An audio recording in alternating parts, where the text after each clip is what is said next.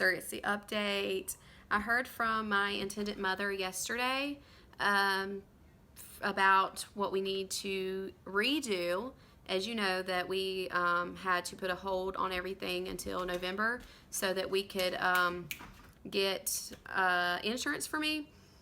But my intended mother contacted her lawyer and the clinic that we're going to be using, and just to see what we need to redo. We weren't sure if we were going to have to redo everything as far as medical screening and psych evaluations, because we both had heard that those only last a year. And the psych evaluation, I guess, would be up at the end of this month, because that's when we got cleared with our psych evaluations. And then October, I believe sometime mid-October is when I was medically cleared. So we were worried that we were going to have to redo those. But the only things we have to redo is my intended parents have to redo their consent form for their embryos to be transferred. And then me, and I believe my husband also, will have to have our blood work done again. And it's just to check for like STDs and things like that. To make sure that we're clean and nothing can be passed on to the baby, to make sure that I'm not doing drugs and things like that, which I'm not. Then I'll start birth control this week. I thought I was going to start yesterday, but the pack I have, it starts on Sunday. So I'm just going to go with the guidelines. So like the first Sunday of your period, sorry guys. The first Sunday of your period, you start the pack. So it's perfect timing. I can start it this Sunday.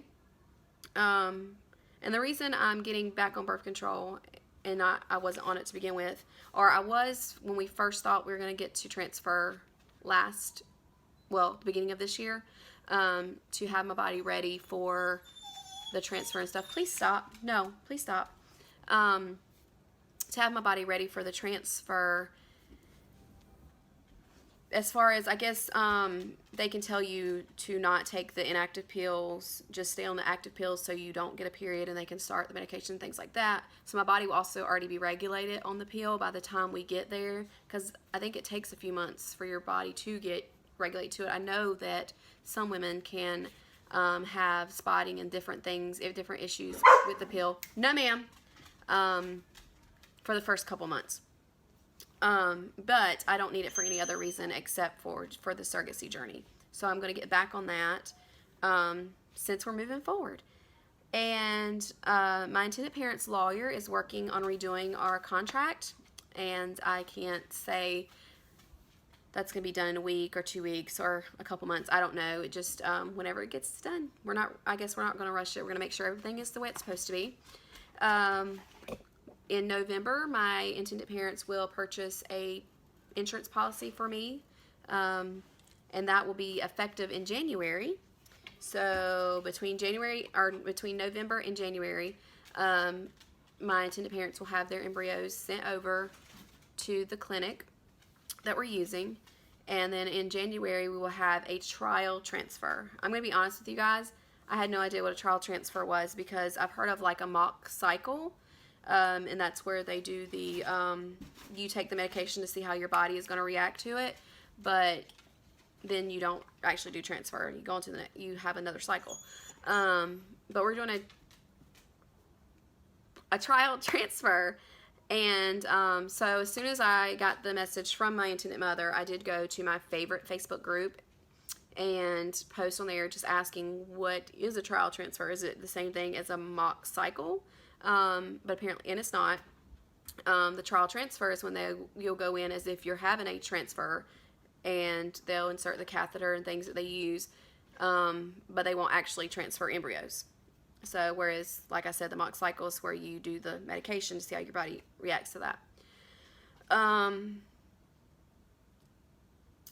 And then, depending on how that goes, that'll be the same time that I do my blood work. My intended mother said I could go and do my blood work at the same time that I go in for that, so that'll save a trip. Even though my clinic's only about 45 minutes from me, that'll still save a trip. And then hopefully by February we will be having a transfer, or at least we'll have a calendar to know when our transfer is by the time we get done with the trial transfer. So that's my update, and I'm really excited. I kind of texted my husband and jokingly said, so it sounds like maybe next year I'll be knocked up. And he laughed. At first he was like, what? And so I explained to him that I had heard from my intended mother, and he laughed about that. So we're excited. We're excited to help this couple. I'm glad that they stuck with me. I mean, I'm not sure if they hadn't stuck with me. No, ma'am. If I would have continued on and looking for another couple, probably would. I'm not 100% sure since we didn't go that route. I don't know. But I'm glad that I'm with this couple. There is, even though we don't talk a whole lot, and I've only met them in person twice, I believe, there's a connection there that is hard to explain. And when you have your perfect match, you feel that connection.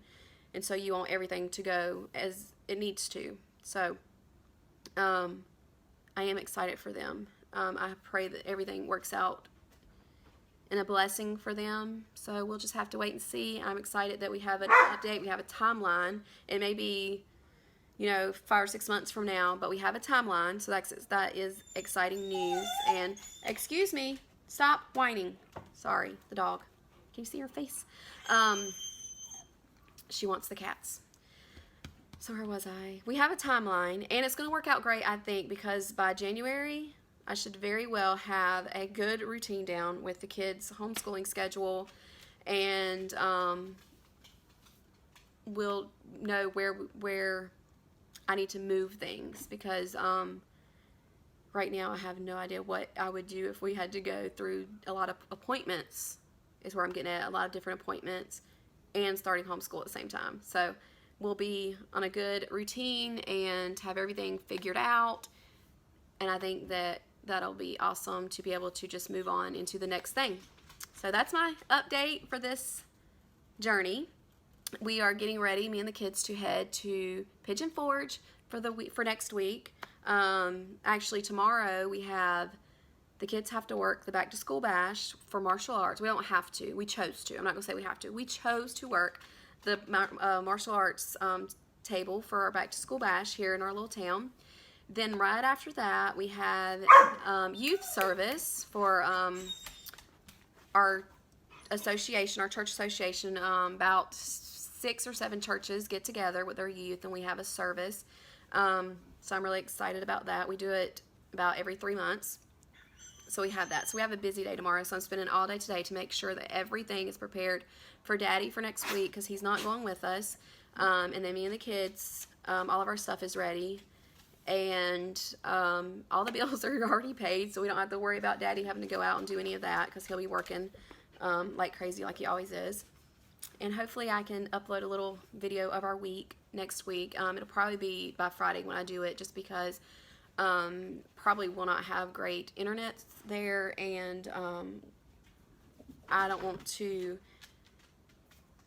sit down and start editing every single day to have a video for every day when I'm enjoying time with my kids. And it's our last week of vacation, because as soon as we come back, we have about 3 days, and then it's school time. So we're going to be spending those 3 days trying to get accustomed to getting up early again, and I'm going to be figuring out what we need to do at what time, because I'm going to have 2 kids doing K-12, so that's not, strictly me homeschooling them. It is online schooling, but it's in our home, so I have to make sure that all the computers are working to where they can do everything they need to do, and we just get on track, So, and I want you guys to see this pretty face.